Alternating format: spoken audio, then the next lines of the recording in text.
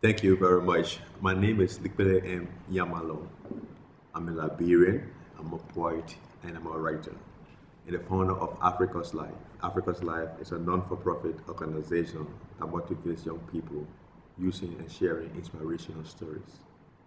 I've written a book of poetry titled Yearnings of a Traveler, and I'll be reading a poem titled Citizen ID Card.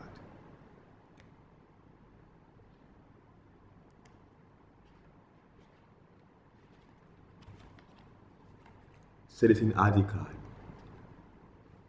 I was told to get an identity wrapped in a plastic sheet with my name and counting.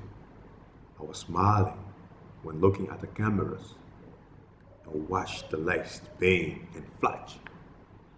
I had an ID card, a proud citizen of my country. I remember the moment. Then the year came. It was 1990. My identity was a poison. I was haunted like chickens by gangs hungry for my blood. I ran in swamps and slept with frogs. My ID card was a nightmare. I was chased like flies pursuing a corpse. Why? Why did I smile at that camera that took my face? I was putting my face on death row for a mobster. Citizen ID card, I will never smile at you again. Well, this ID card story meant a whole lot to me. In in the 1980s, according to our political history, there was an identity scheme introduced by the government called Citizen ID Card. It was a way of identifying every citizen by demographic regions. So every citizen had an ID card. And whatever the specific intent of that was, I was too young to remember the details. But what I remember is this. In 1990, I was traveling with my mother and family, and we got to this ID card, to this checkpoint controlled by the government troops, known as the AFL soldiers. And they were asking for ID cards. And my mother showed a student ID card to the commander at the checkpoint, and he refused the identity. He said he wanted a citizen ID card. Whatever that meant at the time, I did not understand. But and my mother did not have a citizen ID card. There were several other persons who were asked to present citizen ID card. When the years passed by, I realized then that that ID card they were requesting was an ID card that would identify you and the county you came from. So with that information and with the level of ethnic profiling that occurred during the Civil War, it was meant that they were trying to profile if my mother was from a county or from a tribe that was being haunted. So citizen ID cards became a nightmare. So the drive to retell our history to the new generation and to remind those who lived the era of citizen ID card of the horrors that existed drove me to writing this poem titled Citizen ID Card. Her initial reaction was tears when she heard this poem because it brought back immense sorrow to her. In fact, she did not remember the exact incident that led me to have written this poem. But when I recounted the event, because one of the attributes that I had as a child was my memory was very retentive, and I was able to remember exactly at what point this story occurred. I was about 7 years old when this happened. So her reaction was tears.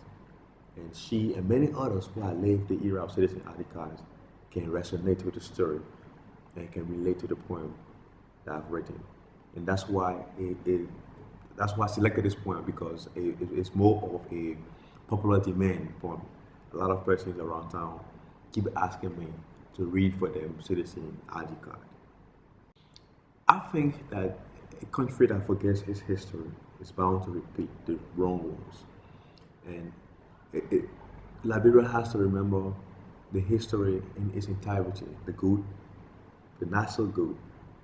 And as part of the not so good, the war years are years that we can never omit.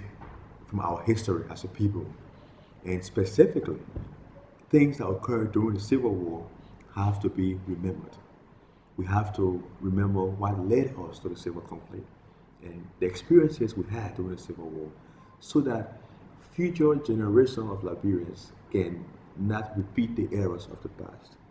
That's why my initial publication sort of focused on a few themes of the Civil War so that we as a people never forget how far we've come and where we are going.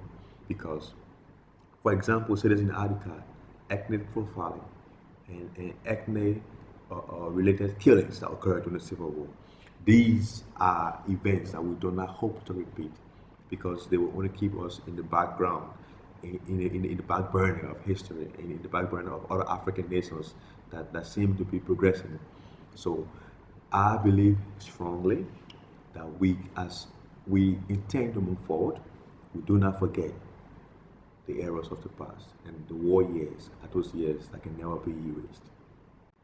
Well, it's a whole combination of storytelling because some of the poetry focus on our history as a country, our political history. Some focus on our history as a continent, as the African continent. Like there's a poem titled "Dig the Graves." It's a kind of nostalgic poem that focuses on the great African leaders who were the torchbearers and the tale-bearers of the African liberation struggle. And where are these leaders now, or at least where are the spirits of these leaders? Looking at how the continent is drifting from its original course. And then there's a poem titled Timbuktu, inside Timbuktu, where you see of the stories of Africa, how those stories and those interesting artifacts that identify true Africanness are no longer present a present power that they once wielded. So it's telling stories of the African continent and of our country as the first independent black nation on the African continent, Liberia. So, and then there are poems of hope, like you see in other poems like Forgotten Future, for example, the award-winning poem Forgotten Future. And there's one called Here We Are. It's a kind of look at the Liberian society of how far we've come as a people from pre-colonial days and where we are currently, given our challenges and how we are a complete mixture of people with different values and different interests. Well, it's very interesting. I think the war has done an incredible loss to the literary landscape in our country as a whole, and poetry is just one of them. Specifically, I think since the forebearers of poetry and literature and arts left the scene, we've seen a national drought. There are still some very strong Liberian poets who with international acclaim, who are still flying high in colors. Like one of one of those I have a deep admiration for is a Liberian poet, Dr. Patricia Jabba Wesley. She's one of the forebearers of poetry, international forebearers of poetry, and she's been an inspiration to many of us young Liberians who are coming up.